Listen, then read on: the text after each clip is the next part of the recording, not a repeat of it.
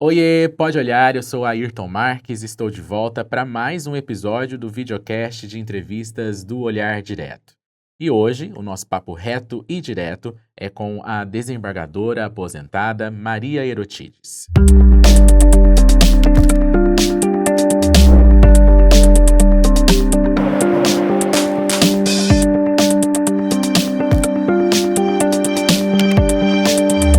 Ela chegou a Mato Grosso em meados da década de 1980 para iniciar uma carreira na magistratura e acabou se tornando uma das figuras mais respeitadas do judiciário mato-grossense.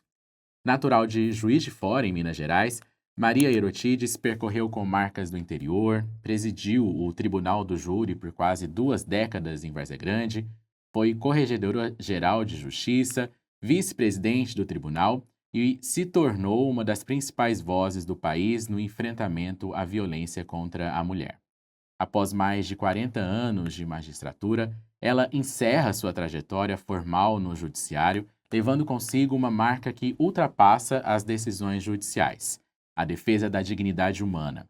Neste episódio do Pode Olhar, vamos falar sobre justiça, violência doméstica, feminicídio, os desafios de ser mulher em uma estrutura historicamente masculina e também sobre os sentimentos de quem dedicou uma vida inteira a julgar conflitos e agora se despede da toga. E para este episódio, eu conto com a ajuda novamente do meu amigo Pedro Coutinho, que escreve para o Olhar Jurídico. Pedro, muito obrigado por ter aceitado o convite novamente e seja bem-vindo. Obrigado, Ayrton. Obrigado, desembargadora. Eu que agradeço a oportunidade e estou sempre à disposição para colaborar com o Pode Olhar. Ótimo. Desembargadora, muito obrigado por ter aceitado o convite do Pode Olhar nesse momento muito feliz, acredito também, né? Importante que a senhora completou aí mais de 40 anos de magistratura, aposentou desse cargo. Enfim, a gente se sente lisonjeado de recebê-la aqui para falar sobre essa trajetória linda dentro do TJ e também sobre outros assuntos. Muito obrigado. Quem agradece sou eu, Ayrton. E eu quero lhe dizer que eu estive aqui convidando essa mídia, convidando o Olhar Direto para participar de um evento no Tribunal de Justiça sobre o relacionamento da mídia com a violência doméstica. Estive aqui junto com o Ranieri e quando adentrei a esse prédio, me chamou a atenção detalhes que eu penso importantes para quem adentra esse espaço. Primeiro, eu vi que há obras de arte belíssimas. Eu fiquei encantada com a riqueza dos quadros, das pinturas, das telas que a sede do Olhar Direto tem. As pessoas não têm ideia da riqueza que nós temos aqui, que vocês têm aqui. E quando eu vi essa sensibilidade, eu senti vontade de estar aqui. Então, esse convite que vocês me fizeram veio de encontro a uma vontade que nasceu quando eu coloquei os meus pés na porta do Olhar Direto. Aqui é um lugar de riqueza, de sensibilidade. Então, eu estou muito honrada com o convite e espero estar à altura daquilo que vocês pretendem colocar nessa conversa, nesse diálogo. A honra é toda nossa e muito, muito bom também, muito sensível da parte da senhora ter percebido isso também e de fato representa assim como é trabalhar aqui no Olhar Direto. Belíssima, a sede precisa ser mostrada. As telas são verdadeiras obras de arte de expressão riquíssima da cultura mato-grossense, da cultura cuiabana, né? Peças que eu vi de cristal, de jarros, né? De arranjos de orquídea. Muito bonita a sede, vocês estão de parabéns. Vamos pensar no conteúdo aí para as redes sociais. Para então, mostrar gente isso. Mostrar isso.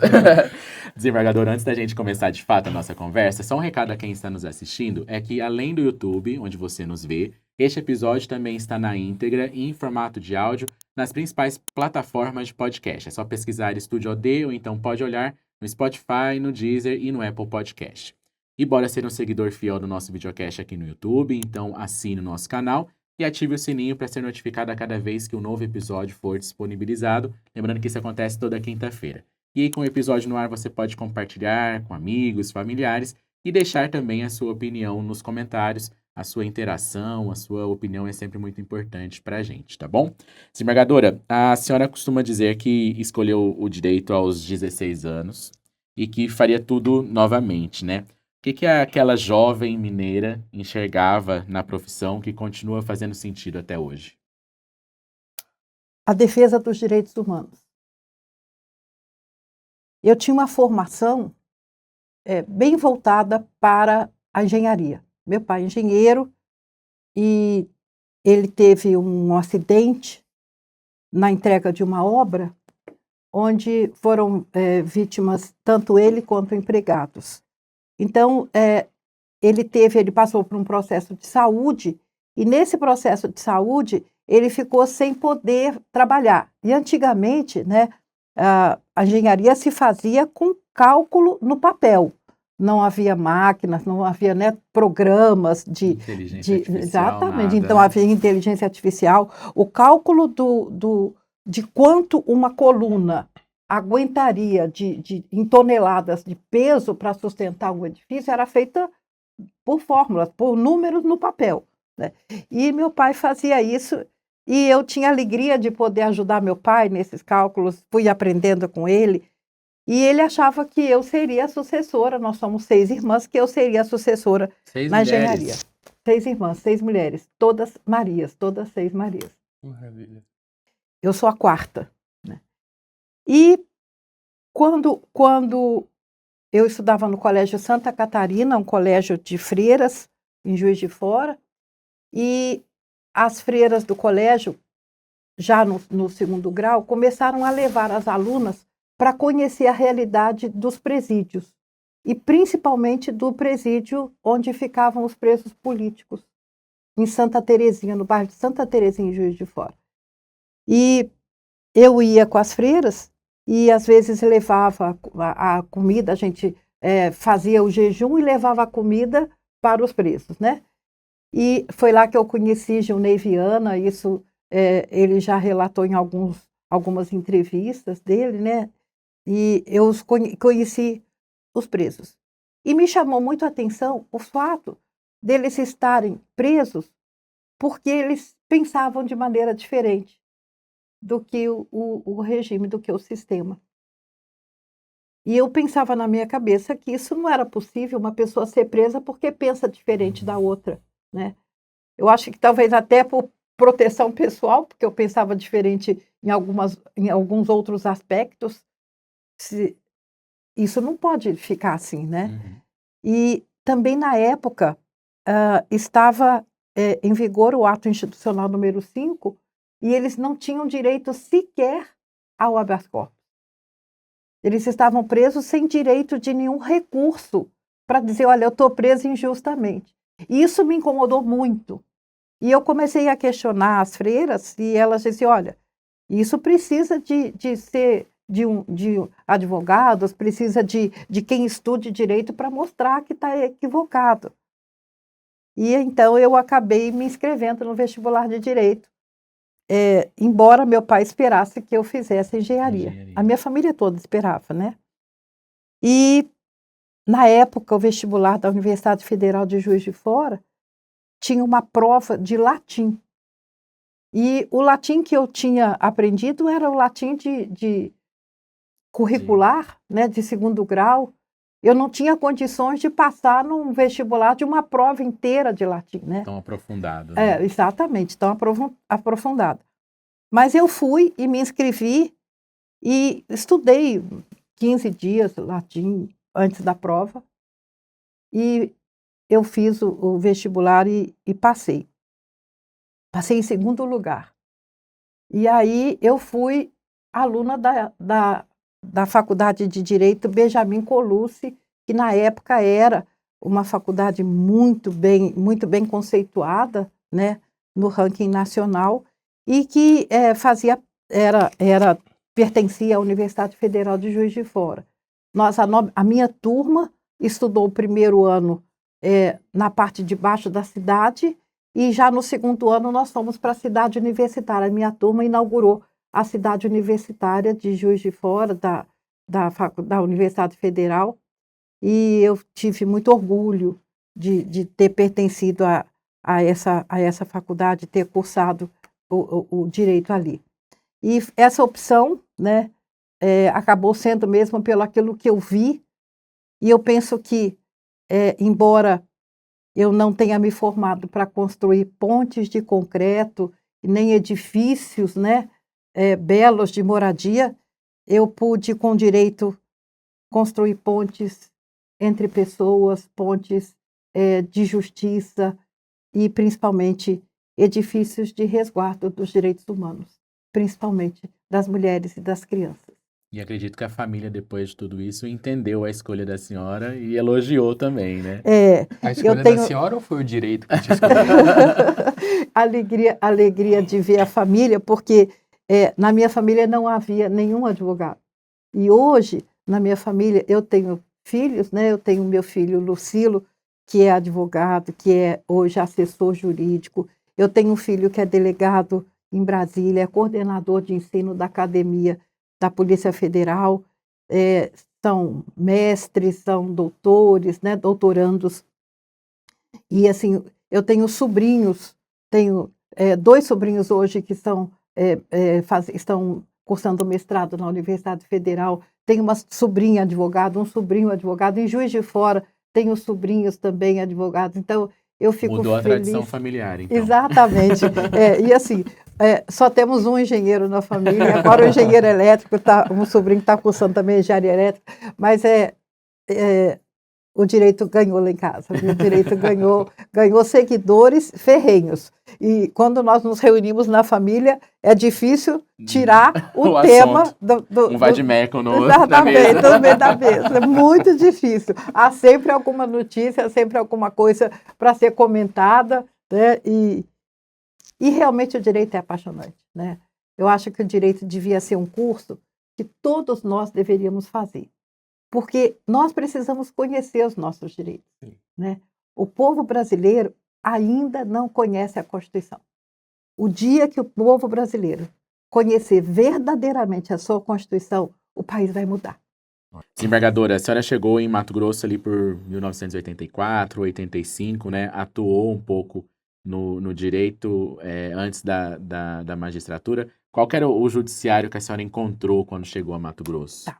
Na verdade, eu vim para Mato Grosso assim que me formei. Eu formei em julho de 1973.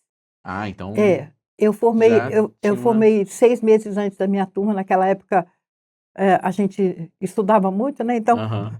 6 meses antes. E em agosto, eu vim para Mato Grosso. Mas na época, a minha irmã mais velha, o marido dela era militar ali na fronteira. Ali era Bela Vista, Uhum. Amambai, né? E ali havia o exército na faixa de fronteira, ele tem poder de polícia, né? Então, o meu cunhado era militar ali. E a minha irmã morava com os meus 2 sobrinhos, com o Carlos Magno e a Gisela, pequenininhos ainda, ali na faixa de fronteira. Então, eu vim, né? Eu tinha vindo antes com meu pai, ver o lugar, e eu vim para advogar, começar a advogar ali, e aproveitar e ficar junto da minha irmã mais velha, que numa família de muitos irmãos, eu não sei se vocês sabem, os irmãos mais velhos, eles acabam sendo pais e mães, né, Assumindo essa função, dos mais né? novos. Então, eu sou a 4ª, minha irmã mais velha me ajudou a me criar. Então, era como se fosse mãe. Então, eu vim ajudar a minha irmã a criar os filhos dela. E também aí abri meu escritório de advocacia. No comecinho de agosto de 73, eu já tinha meu escritório. Inclusive, eu ajudei, na época, a assessorar o prefeito de Iguatemi, né? E Eldorado era uma cidade, era distrito de Iguatemi, depois virou município, hoje é comarca, né? E eu atendia aquela região todinha ali. A comarca era Amambai, ficava 90 quilômetros, a estrada era de chão. Ave Maria. E eu fui muitas vezes, fiz esse caminho muitas volta. vezes, inclusive advoguei também em Ponta Porã, ficava um pouquinho mais distante, Ponta Porã. Depois, em 1975, foi criada a comarca de Naviraí, né? Eu também advoguei, e ali eu fiquei. Até que, em 1976, eu me casei. Eu conheci meu marido, que era médico em Eldorado. Eu me casei e aí nós decidimos que nós iríamos. Ele quis comprar um hospital, até então ele era empregado, né, de um hospital maior, e nós viemos para Colíder. Então, em 1976, eu vim com meu marido advogar, ele montando o hospital e eu Uhum. advogando em Colíder. Colíder pertencia à comarca de Cuiabá, né, que na verdade era Chapada dos Guimarães. A comarca era Chapada. Era a maior comarca do mundo, porque envolvia ali todo o norte, todo esse norte, né, de Mato Grosso, de Sinop, Alta Floresta, era tudo a comarca de Chapada. E Chapada não tinha juiz. O juiz que respondia era o juiz de Cuiabá. Então, ele que E acumulava ele quase que o estado acumulava inteiro. tudo. Na época, eu me lembro que o juiz da terceira vara civil era o depois desembargador Elon de Carvalho, e era com ele que eu trabalhava mais, porque eu trabalhava mais essa questão possessória, havia uma briga grande, né, de ocupação, porque estavam sendo abertos os municípios, né? Uhum. Havia inclusive muita morte, Colíder foi palco de muitas mortes antes da regularização fundiária, vamos dizer assim, né?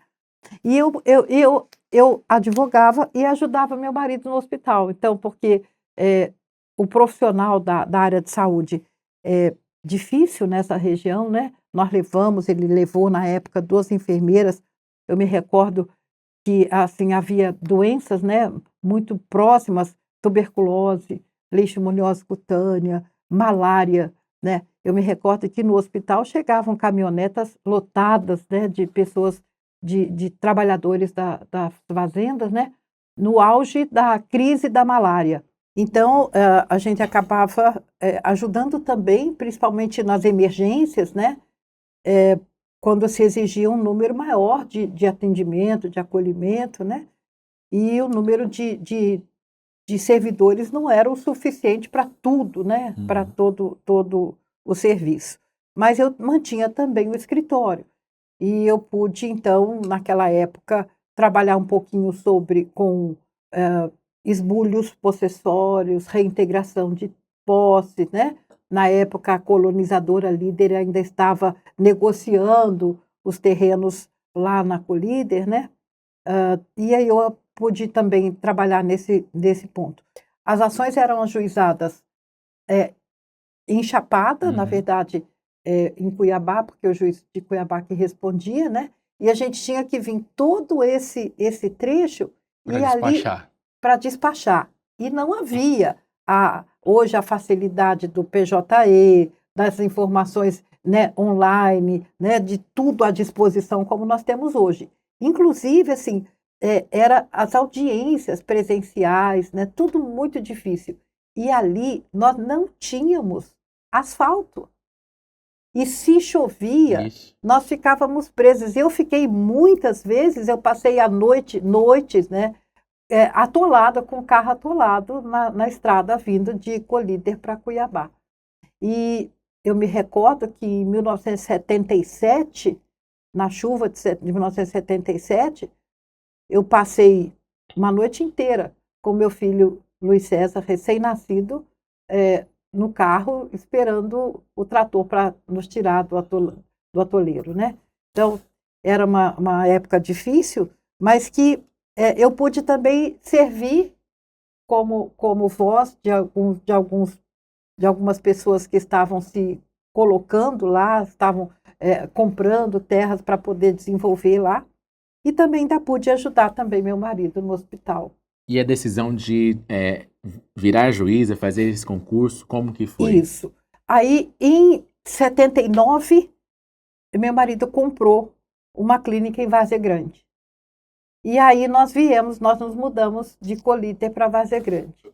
E aí ficou mais fácil.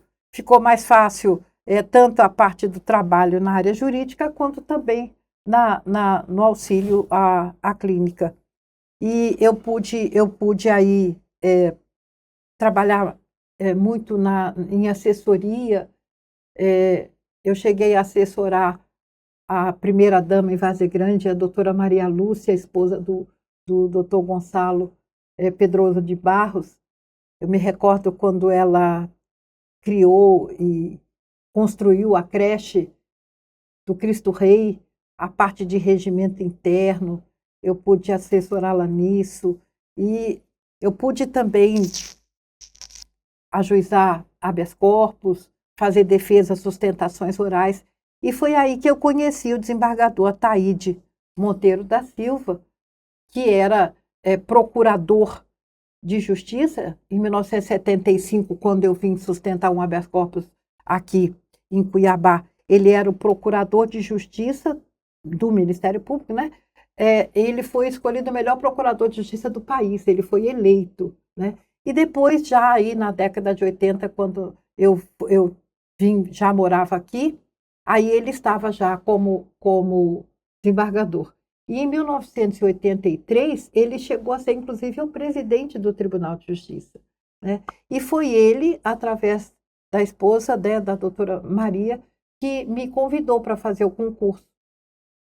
E eu não conhecia ninguém. Ele disse, olha, a senhora advoga há tanto tempo, uma pessoa, né, que cuida tanto de outras pessoas, faz a magistratura, né? E eu pensava nisso, mas eu queria ter os filhos um pouquinho maiores. Uhum. Os meus filhos ainda eram pequenos. E eu acabei fazendo o primeiro concurso em 83, que é o concurso onde foi aprovado o desembargador Orlando. E nesse concurso eu não passei. O meu pai amputou uma perna por complicações diabéticas. E eu acabei, na noite anterior ao concurso, ficando no hospital e não consegui. Na verdade, assim, eu acredito mesmo que eu ainda não estava preparada, né, o suficiente para isso.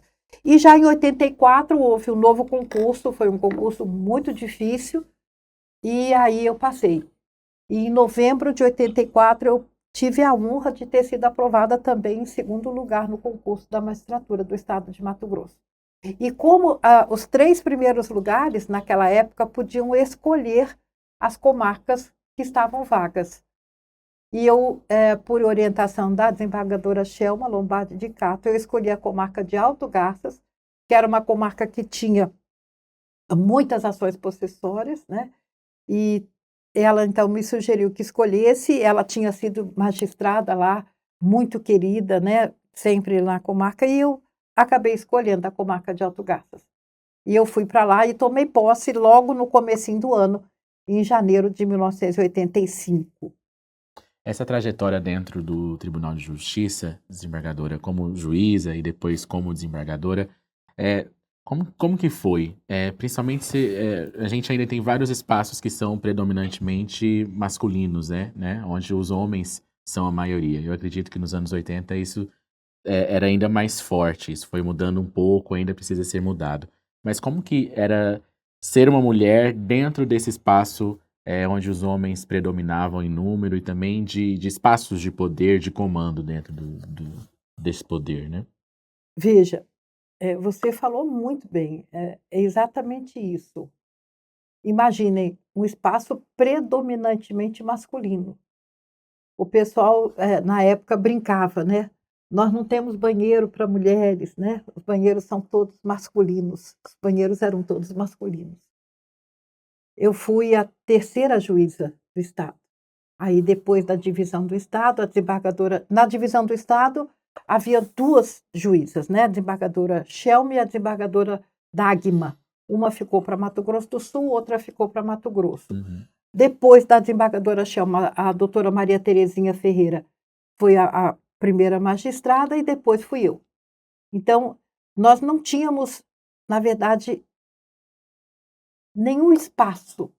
Tudo era masculino. Nós éramos simplesmente a minoria, né? A minoria. E a gente esperava que as juízas viessem, que viessem outras juízas, que nós pudéssemos compartilhar das nossas angústias, né? E não tínhamos com quem. A minha sorte foi que, logo em dezembro de 85, houve mais um concurso e foram aprovadas. Foi aprovada mais uma turma. A desembargadora Maria Aparecida veio dessa segunda turma. Então, eu tive muita alegria, porque eu conheci a desembargadora Maria Aparecida como advogada em Alto Garças. Ela advogava, o esposo dela é proprietário de fazenda lá em Alto Garças.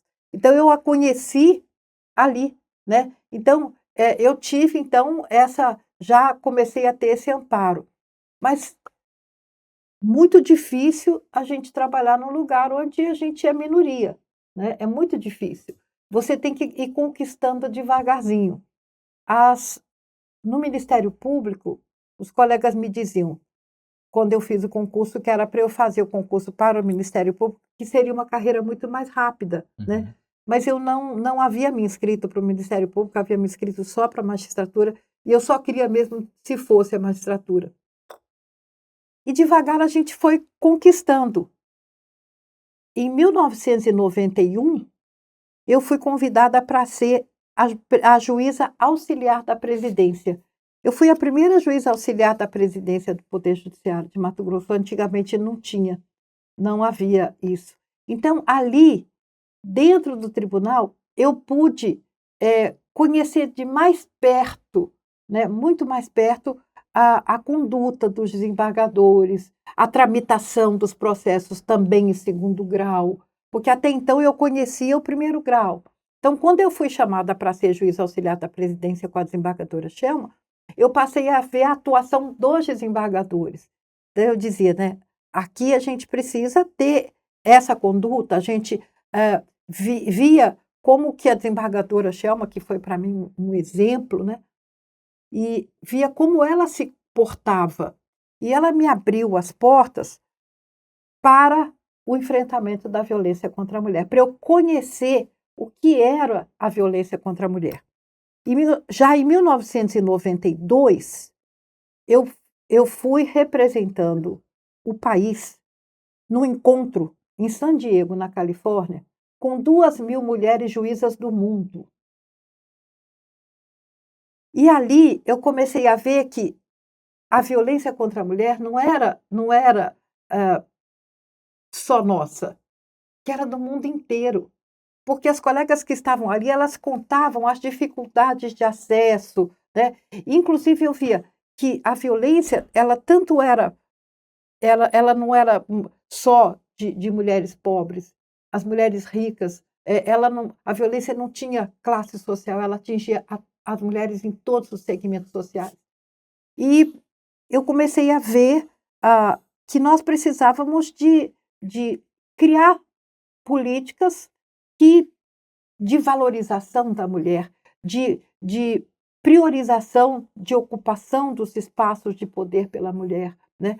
De formação e de transformação da cultura que dizia que a mulher não era de forma, de alguma forma, igualitária em direitos com o homem. E eu comecei a perceber que isso era prioridade dentro da justiça, porque o princípio da igualdade, ele é constitucional. E, voltando de lá, eu pude participar, a desembargadora Shelma também me levou para participar do CLADEM, que é o Comitê Latino-Americano de Defesa dos Direitos da Mulher, inclusive do Caribe, né? Da América Latina e do Caribe.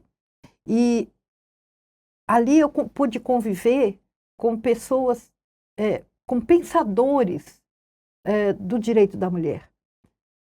Fernando Henrique Cardoso e a esposa, na época, o doutor Fernando era deputado ainda federal, a doutora Ruth Cardoso, que olha, só quem conhece sabe, que capacidade, que mulher extraordinária, que cabeça privilegiada, né?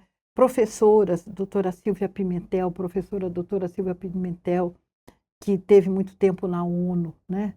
E a Elaiete Safiotti era uma pesquisadora, ela pesquisava 50 casos de incesto, de crianças frutos de incesto, de crianças incestuosas, dentre outros, foram inúmeros pensadores que eu pude conviver e pude apreender, né? A partir daí, construir a minha magistratura sempre com esse enfoque da perspectiva de gênero, sabendo que, embora homens e mulheres sejam iguais perante a lei, nós sabemos que na vida, né, a situação é diferente. Uhum. A situação de desigualdade ainda né, é estrutural, ainda vem. Nós precisamos de trabalhar muito, de preparar muito as futuras gerações para que isso seja vencido. Desembargadora, na sua despedida agora, na semana retrasada, a senhora definiu o profissional de direito como um médico da alma. Como que foi o processo para a senhora perceber que a sensibilidade também fazia parte da atuação, não só como a parte técnica? É verdade, Pedro. Eu fui chamada para acolher uma turma de acadêmicos de direito e ali alguns me disseram que pensavam em fazer medicina e que acabaram fazendo direito, né?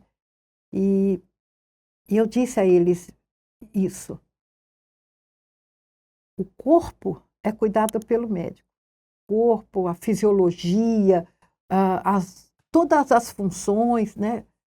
A estrutura corpórea é cuidada pelo médico. Mas a alma, né? Ela, quando entra em conflito, ela precisa do profissional de direito. Ela precisa, lógico, da orientação do psiquiatra, do psicanalista, do psicólogo. Mas quem fornece e busca o direito, e isso é que traz a alegria da alma, é o profissional de direito. O profissional de direito precisa ter a capacidade de ouvir.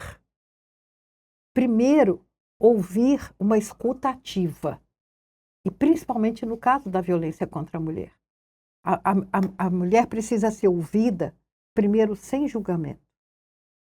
Porque senão, se você já faz um julgamento, você impede que ela conte o que verdadeiramente aconteceu. Ela precisa ser ouvida de uma maneira muito equilibrada. E o profissional de direito sabe fazer isso, ele pode fazer isso muito bem. E a partir do momento que você sabe que ele vai atrás da defesa do seu direito, que ele vai atrás da preservação da sua vida, que ele vai atrás da preservação da sua integridade corporal, que ele vai atrás dos seus direitos, da sua dignidade de pessoa humana, né? Ele está sendo um médico de almas. Ele está curando as feridas da alma, né? Provocadas pelo desequilíbrio de tratamento, pela ofensa a direitos humanos das mulheres que ocorre em determinadas relações. E eu digo que o bom profissional de direito, primeiro ele precisa ser um excelente ouvinte. E o magistrado tem que ser isso 2 vezes. O magistrado ele tem que saber ouvir muito. E ele tem que cuidar, inclusive, com as suas expressões faciais. Porque a gente fala muito mais pela expressão facial do que pela palavra, né? Nós sabemos que o nosso corpo fala muito mais do que a palavra. Então, o magistrado que sabe ouvir, que sabe conduzir com sabedoria um diálogo, uma conversa, ele é, sim, um médico de almas. Desembargadora, a senhora, nesses anos de atuação e de relação também com outros magistrados dentro do TJ, a senhora acredita que conseguiu, de alguma forma, conscientizá-los sobre essa necessidade de um olhar mais sensível e também de uma atenção especial à questão de gênero, à questão dos direitos das mulheres e até mesmo na relação ali entre as desembargadoras e os desembargadores? A senhora acredita que conseguiu sensibilizá-los de alguma forma e isso fez com que o tribunal também avançasse nessa questão? Eu queria só fazer um complemento dessa pergunta, porque me parece que é um trabalho constante, desembargadora, porque a senhora acabou de falar pra gente aí que na década de 90 a senhora foi participar de congressos internacionais com 2.000 juízas para discutir exatamente o que a gente ainda está debatendo hoje, né? Então isso é um trabalho de formiguinha, a senhora está em constante luta para fazer com que essa conscientização aconteça? Você tem toda a razão. É um processo contínuo. Por quê? Porque é cultural. Então, o que precisa ser feito? a transformação do caldo de cultura que ainda sustenta o patriarcado, vamos dizer assim, que ainda sustenta essa desigualdade, né? Então, no tribunal, eu tive a alegria de poder contar com colegas, com desembargadoras muito bem formadas e que sentiram, como eu, tanto quanto eu, a necessidade de fazer esse enfrentamento.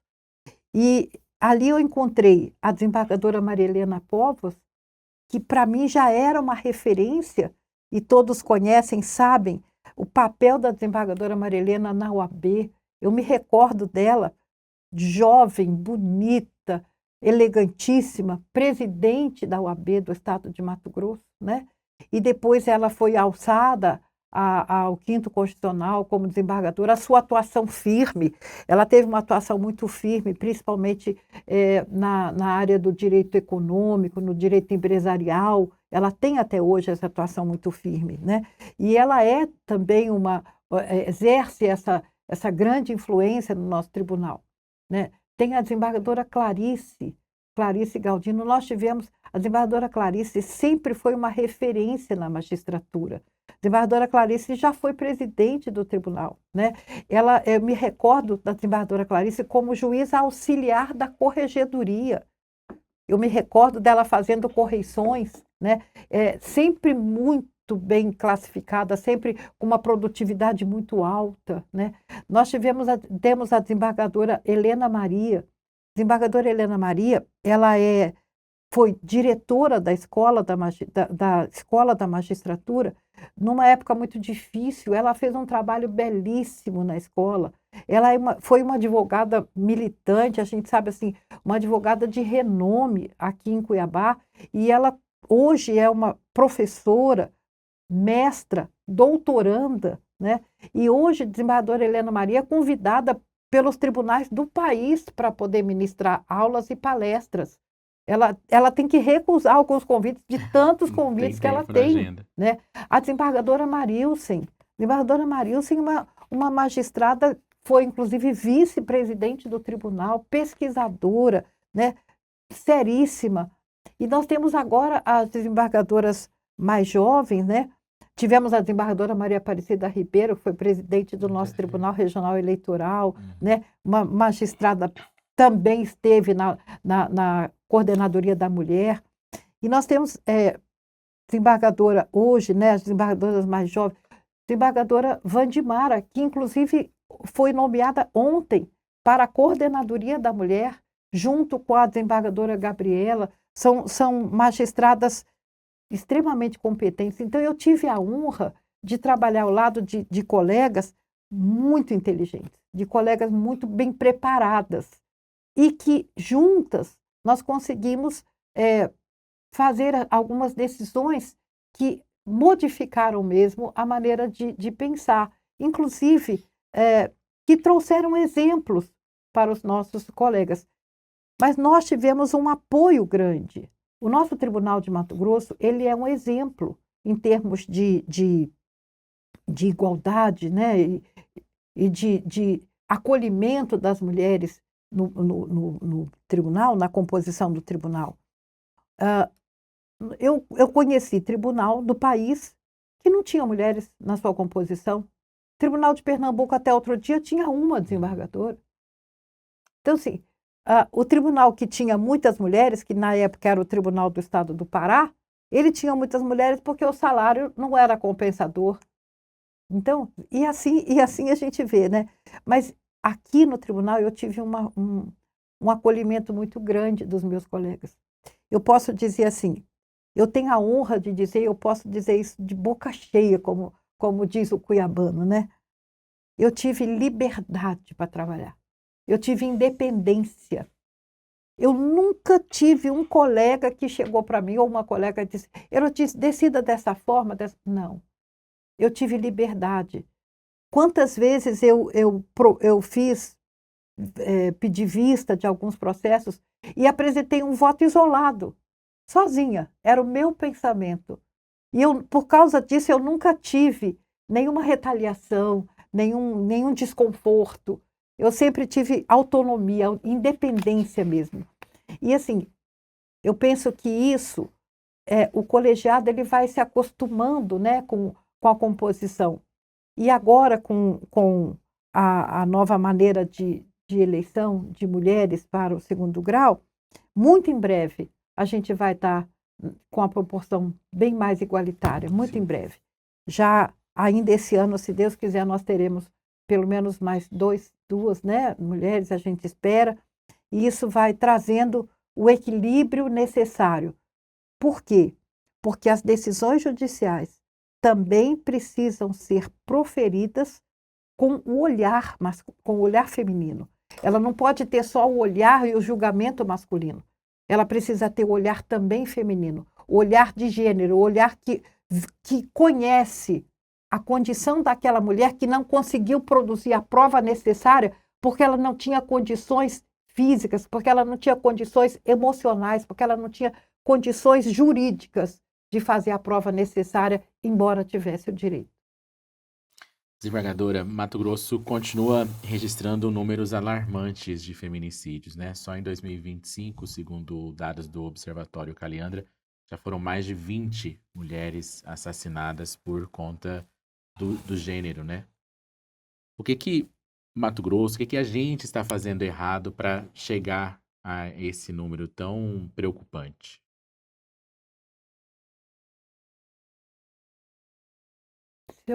Eu posso dizer para você, Ayrton, que nós não estamos fazendo errado.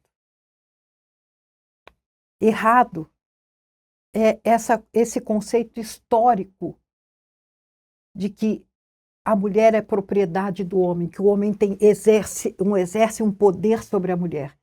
E isso não é culpa nossa. A gente trouxe isso historicamente, a gente herdou, vamos dizer assim. Nós estamos tentando modificar e precisamos modificar. O que nós estamos fazendo para modificar? Primeiro, eu gostaria de dizer e deixar isso muito claro.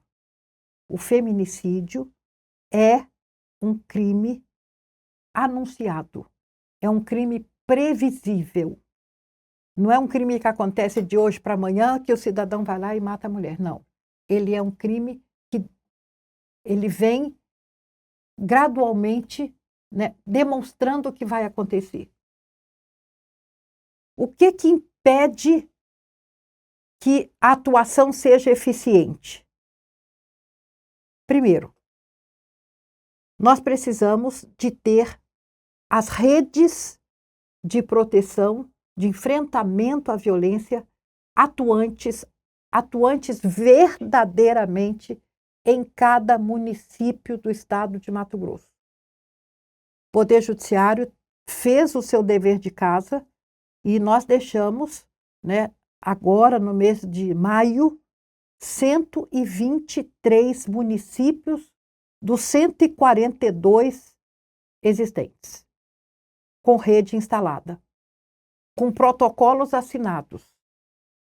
A Coordenadoria da Mulher esteve em 123 municípios, reunindo órgãos do município, aí, desde o seu prefeito, a primeira-dama, secretarias de assistência social, CRAS e CREAS, onde há Secretaria de Saúde e Secretaria de Educação dos municípios, Polícia Judiciária Civil, Polícia Militar e Guarda e Patrulha Maria da Penha, em quase todos esses tem. Aliás, no 123, onde nós instalamos a rede, há a Patrulha Maria da Penha.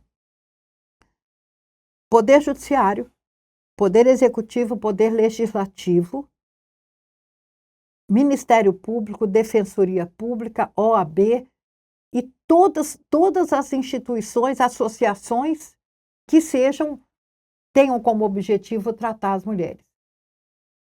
Essas instituições, a rede é composta de instituições, não de pessoas. Essas instituições, juntas, atuam de maneira articulada na prevenção, no trabalho de prevenção e no atendimento. E ainda depois no tratamento do agressor.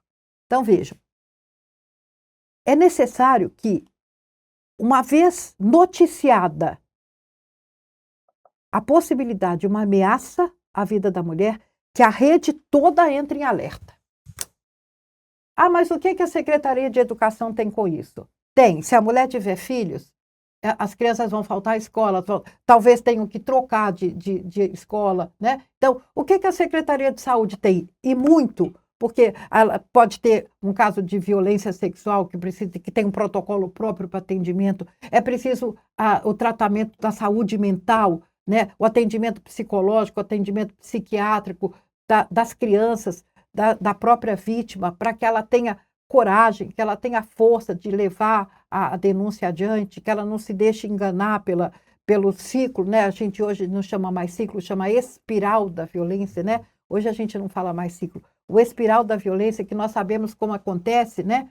Acontece, a princípio, do agressor incrementando, vamos dizer assim, fomentando a violência, né? Aí há um episódio de arrependimento, um episódio de doçura, um episódio de paz, né? Onde ele diz que ama, que nunca mais vai fazer, depois retoma. Foi só um momento. Exatamente, foi só um momento que aconteceu, não vai acontecer mais, mas acontece, né? E depois aí isso vai crescendo. Então, por isso que eu digo que o feminicídio é um crime evitável, porque ele é previsível, né? Então, o que a gente precisa? Nós precisamos atuar de maneira científica para a gente identificar a dimensão do risco. Então, se há alguma falha, talvez seja nisso, na identificação da dimensão do risco, que às vezes ele não é identificado pela própria vítima, na maioria das vezes. Não é. E isso a gente prova pelo fato dos homicídios, dos feminicídios que acontecem quando a vítima desiste da medida protetiva. Quando a vítima desiste da medida protetiva, ali nós temos um feminicídio anunciado. Quando ela desiste, e ela desiste justamente desses momentos de aparente reconciliação, a gente chama de lua de mel, né? Então, ela desiste justamente nesse período, porque ela acredita, né, que é possível que não vai acontecer mais, e acontece. E ela desiste mais por acreditar no agressor ou também por, às vezes, não acreditar na estrutura pública, no poder público que pode protegê-la? Eu acredito que as duas coisas. Até porque a gente ainda não tem a divulgação necessária. E foi por isso que nós fizemos aquele evento com a mídia no tribunal, pedindo, né, que a imprensa se dedicasse a isso. Que a imprensa, e eu agradeço muito, porque eu tenho visto um trabalho sendo muito bem feito por toda pela grande maioria, não vou dizer por toda, porque não estaria sendo verdadeiro, mas pela grande maioria da imprensa cuiabana, principalmente da imprensa cuiabana, que, ao noticiar os casos de feminicídio, eles têm mostrado caminhos. Uhum. Além de noticiar, né, não se preocupar tanto com os detalhes em si da crueldade do crime, eles noticiam. É preciso que as vítimas denunciem, os números de denúncias são esses, né? As medidas protetivas, elas preservam sim, né? E é isso que faz a diferença. E a imprensa está tendo esse papel muito importante. É por isso que nós chamamos a imprensa para compor as redes, né? Para poder, a imprensa, assim como a imprensa, eu digo acabou mesmo com o mal nocivo da utilização do cigarro, do fumo, né? E que vem fazendo um papel belíssimo na divulgação dos suicídios. A imprensa vai fazer isso também na questão da violência contra a mulher, principalmente dos feminicídios. Então, quando você me pergunta se a culpa é nossa, o que a gente não está fazendo, então, veja, a gente ainda não conseguiu convencer primeiro as vítimas de que realmente o crime vai acontecer, né? A gente ainda não teve estrutura suficiente para isso. Mas nós estamos nos preparando. Eu penso que o governo do estado agora, com o Gabinete da Mulher, ele está tendo uma atuação muito forte. eu tenho gostado muito a doutora Maidel Mariel. e a Mariel. doutora Maidel como Maidel diretora, né? Uhum. E a doutora Mariel. A doutora Mariel tem compôs a rede estadual, tem feito encontros. Eu não participei desse último encontro, mas ela foi essa semana. Mas essa rede estadual tem tido um posicionamento muito forte com os integrantes da rede estadual, porque nós tínhamos então só as redes municipais, e ela então implementou a rede estadual, e nós estamos tendo essa preocupação, a própria rede estadual dando a estrutura, né, cuidando de capacitar cada vez mais as redes municipais, de ir atrás de verdadeiramente impedir que os feminicídios aconteçam. Mato Grosso tem um dado estatístico pautado desde a classificação, a primeira classificação da polícia. E talvez esse número seja assim por causa da maneira como tem sido contado. Então, vejam, aconteceu um crime contra a mulher, tá? Foi o caso, por exemplo, dessa criança que foi assassinada, em princípio, pelo pai, né? Em Várzea Grande. Mato Grosso já classificou com feminicídio. Já está computado nesses 20 que você me falou. Alguns estados da federação não capitulam como feminicídio de início. Eles colocam como homicídio. Ou desvendar, né? Até desvendar, até procurar saber as primeiras investigações. Então, a gente precisa ver que Mato Grosso está sendo honesto na sua classificação. Mato Grosso está olhando desde o começo. Eu vi um comentário na imprensa falando, mas já feminicídio não é caso de convivência entre marido e mulher, é filha? Sim. É feminicídio, sim, se for essa relação de poder, porque ali nós sabemos que o que causa normalmente esse tipo de crime, e pelo menos o que foi noticiado até agora, que o crime teria sido cometido a partir de uma consulta no celular da criança, porque foi visto que ela tinha um relacionamento com um garoto, com um menino da idade dela, etc. Então, vejam. Isso é exercício de poder do homem sobre a mulher. Isso é feminicídio. Ela foi morta porque, enquanto mulher. Então, Mato Grosso já classificou como feminicídio. Outros estados da federação não classificaram. Então, esse número, para mim, ele não me traz indignação. Pelo contrário, me traz a certeza de que Mato Grosso está classificando corretamente os crimes. Eu só queria consultar os crimes dos outros estados para ver se estão sendo assim, classificados como os nossos. Essa classificação também, desembargadora, é importante até para que pessoas não subvertam esses dados, né? Sim. Por exemplo, a gente chegou aí até ver o cúmulo do absurdo de grupos Red Pill falando que no Brasil mulheres matam mais homens do que homens matam mulheres. Isso aí é impensável, né? E aí a gente tem que pensar também nessas questões da rede de apoio, de como tratar esses dados. E até falar, até informar da importância dessas medidas, né, para tentar evitar de alguma forma esses crimes que são anunciados. E você tem toda a razão. E cada vez mais capacitar. Você imagina como fica mais fácil a gente tendo a rede constituída. Então, nós fizemos ano passado um encontro de redes, só tínhamos 98, ainda não tínhamos a 100. Fizemos um encontro de 98 redes. Você não queira saber a riqueza que foi os municípios trazerem a realidade. Então, nós precisamos, a partir da constituição dessas redes, e eu tenho certeza que a doutora Wandimara agora, a desembargadora Wandimara, na frente da Ser Mulher, ela vai fechar. Eu tenho certeza que até dezembro a gente vai ter os 142 municípios com a rede. Tenho certeza absoluta disso. Então, o que a gente pode? Fica muito mais fácil.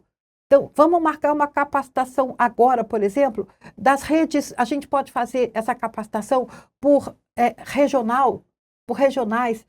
Vamos pegar o noroeste do estado de Mato Grosso, vamos pegar os municípios que compõem, vamos centralizar, vamos fazer a capacitação dessas redes lá, vamos fazer a capacitação do sudoeste. Então, e como que vai ficar mais fácil?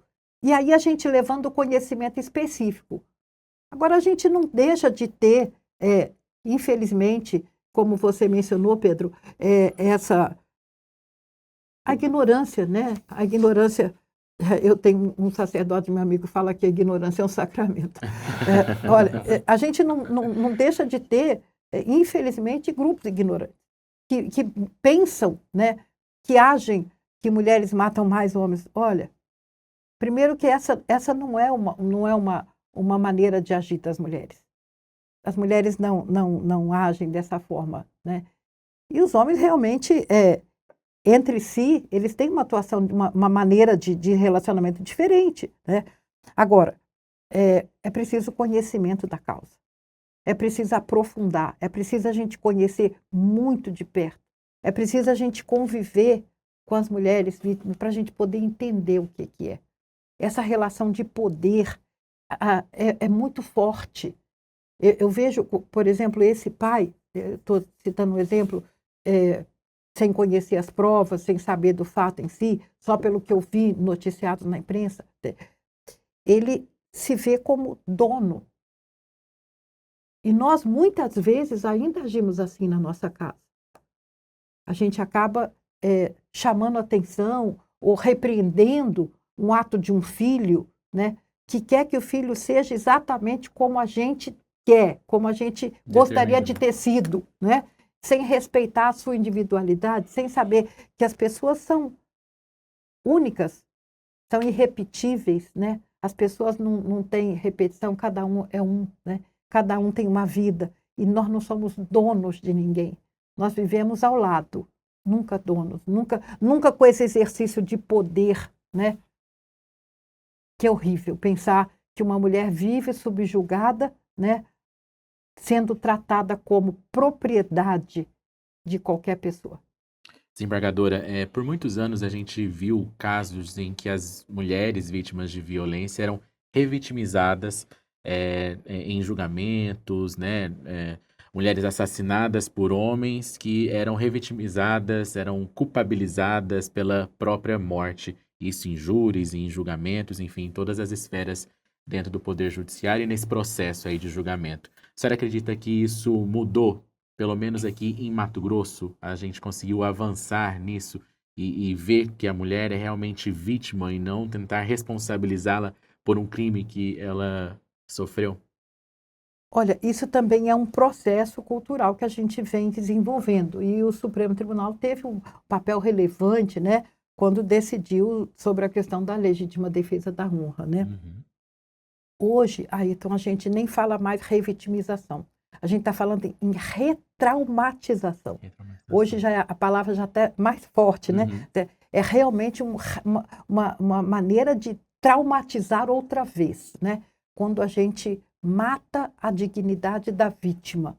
Isso é muito, muito forte.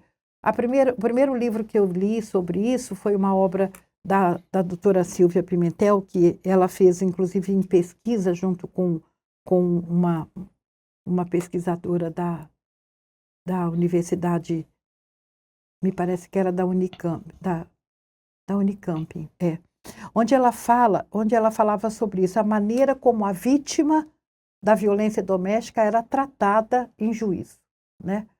E nós temos os casos famosos, né, de Leila Diniz, nós conhecemos todos, mas nós temos aqui, né, Mato Grosso.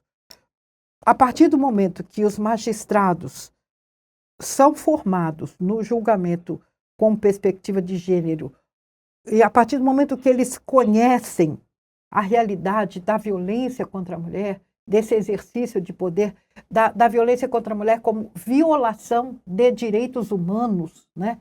Aí eles podem fiscalizar e, vamos dizer assim, policiar os julgamentos com um pedido mínimo de respeito à vítima.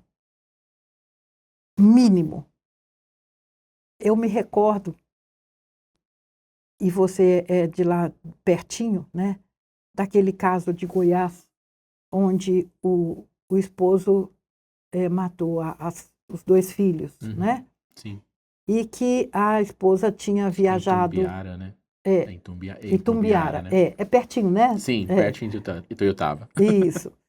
E eu me recordo de ter visto na imprensa notícias tão terríveis contra aquela mãe, Uhum. né? Que eu não vou mentir não, mas eu chorei numa delas. Eu cheguei a chorar. Principalmente no momento em que ela foi expulsa do velório do filho mais velho. Uhum. Olha, isso é muito mais do que retraumatizar, né? Isso é muito Sim. mais do que... O feminicídio não acontece pela conduta da vítima. A vítima é vítima.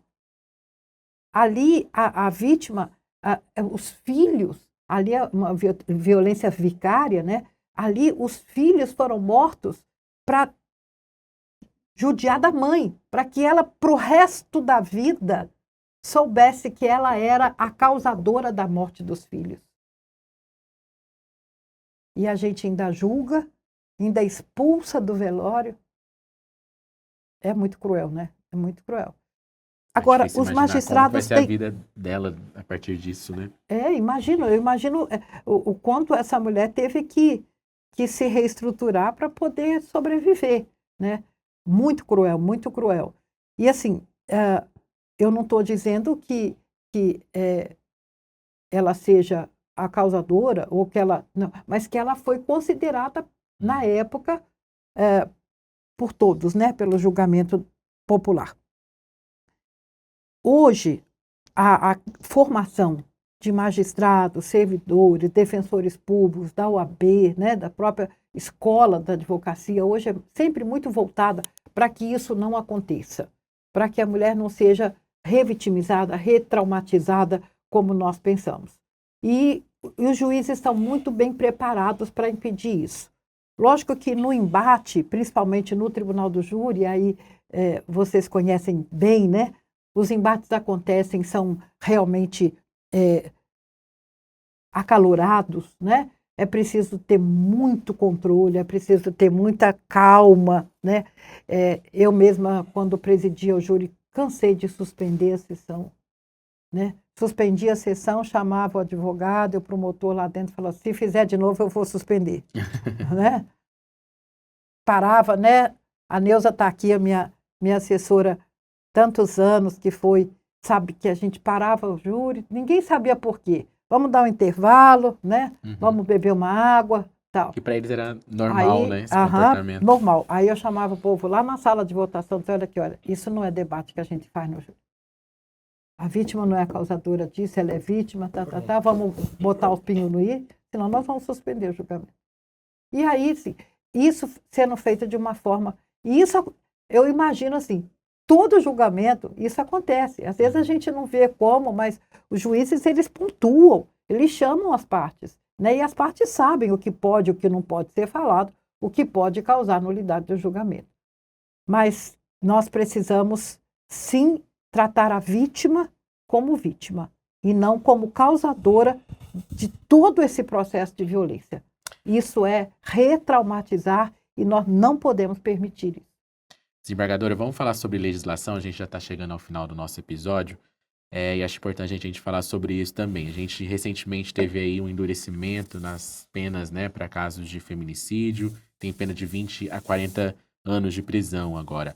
Na avaliação da senhora, penas mais duras realmente impedem alguém de matar, principalmente nesse caso, né, de um homem matar a mulher?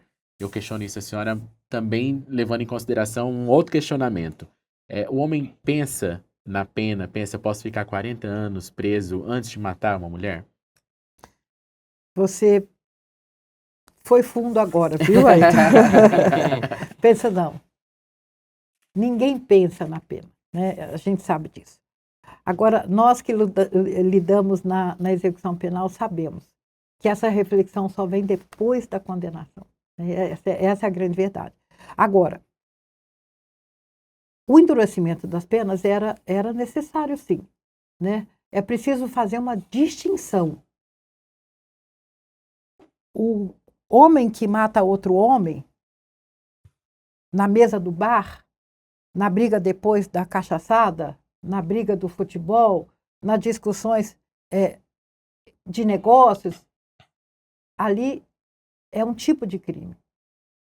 Mas o homem que mata a mãe dos seus filhos, o homem que mata a mulher que ele escolheu para ser sua esposa, o homem que mata aquela que se dedicou, se entregou ao cuidado dele, não pode ter a mesma pena. São crimes completamente diferentes. Eu digo assim, a intensidade de dolo, a culpabilidade, né, é diferente. Esse homem mata um companheiro de mesa de bar.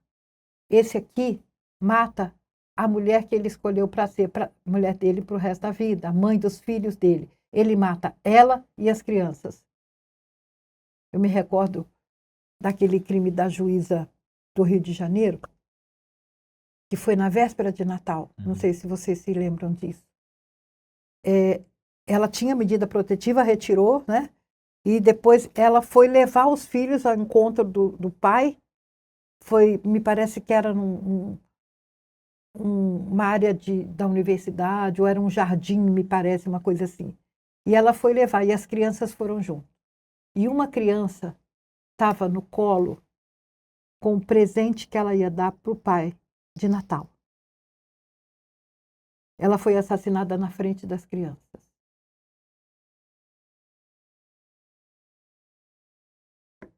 Eram 2 meninas. Ele matou a mãe, matou a mulher que existia nas 2 meninas. Então, veja, esse crime não pode ter a mesma pena do cidadão que matou o companheiro de cachaça no bar. Né? São fatos muito diferentes. Então, o endurecimento da pena era absolutamente necessário. Agora, se você me pergunta se a pena ela impede, eu digo que não, ela não impede. E eu sei que o condenado só vê, os réus acusados, eles só verdadeiramente pensam na quantidade de pena depois da condenação.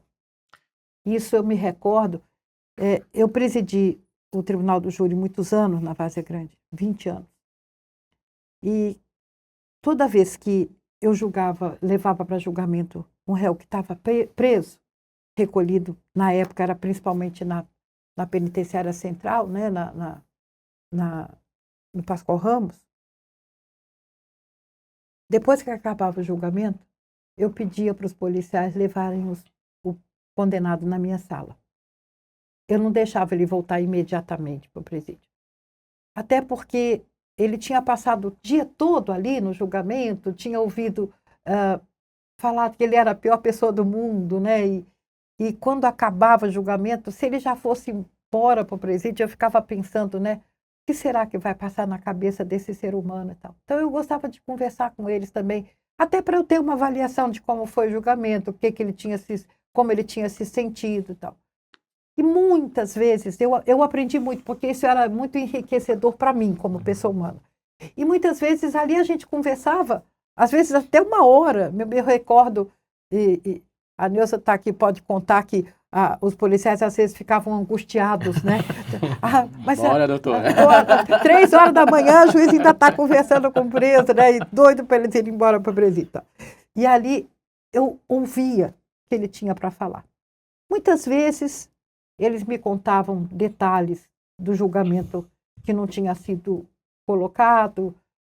Falaram isso assim, assim, não foi assim, foi assim, assim, assim, né? Aquele fulano não gostava de mim por causa disso. Eles falavam. Ali eu dizia, olha, com certeza seu advogado vai recorrer, né? Tem o recurso ainda para ver. Aí eu pegava um pedacinho de papel e fazia com eles o cálculo da pena. Quanto tempo eles teriam que cumprir em regime fechado na época? Quanto tempo daria a progressão? Descontava, né, o tempo que ele já estava preso. E eles sempre levavam um pedacinho de papel. Antigamente nós não tínhamos isso, né, ainda no sistema, né, como hoje nós temos. Tal. E eles levavam um pedacinho de papel. Muitos anos depois me mostraram um pedacinho de papel e saíam depois, iam lá me ver. Tal. E uns até contavam outros crimes, esclareciam outros, né?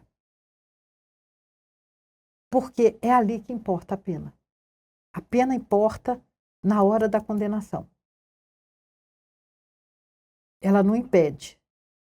A pena, a previsão de pena em abstrato, ela não impede.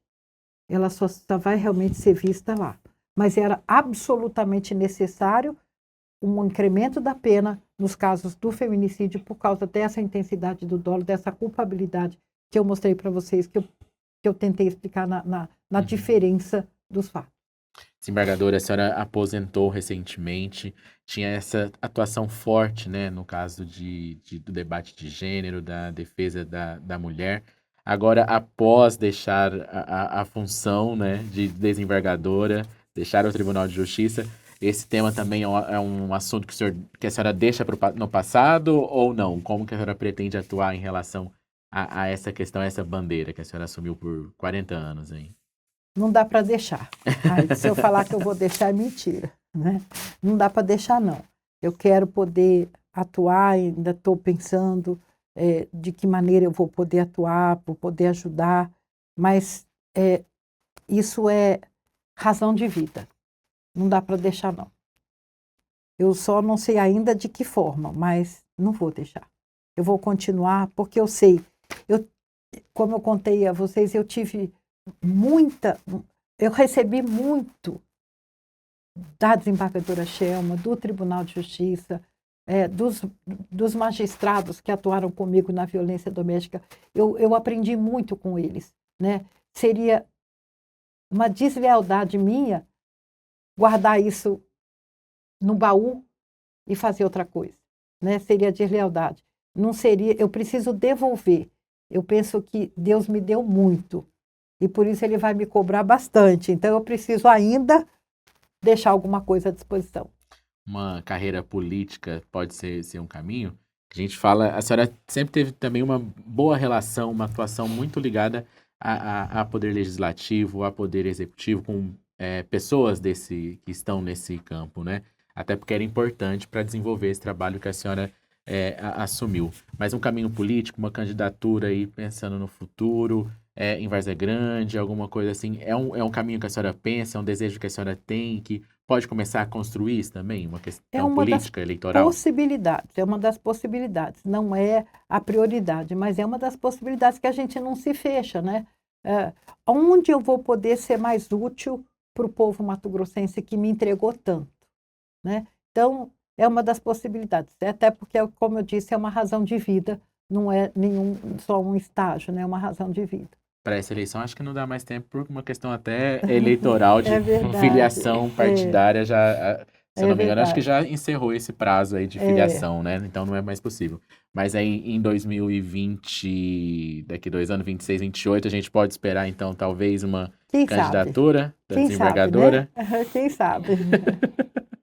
Desembargadora, depois de 4 décadas, né, julgando conflitos humanos, a senhora acredita que é possível construir um mundo mais justo?